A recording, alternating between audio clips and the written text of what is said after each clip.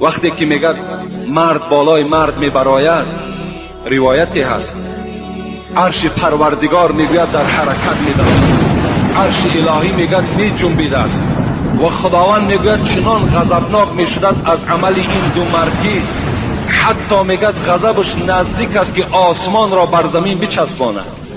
لیکن همون حاملان عرش، ملائکه هایی که در اطراف عرش هستند، اونها میگوید چنان به شتاب سوره اخلاص میخوانند.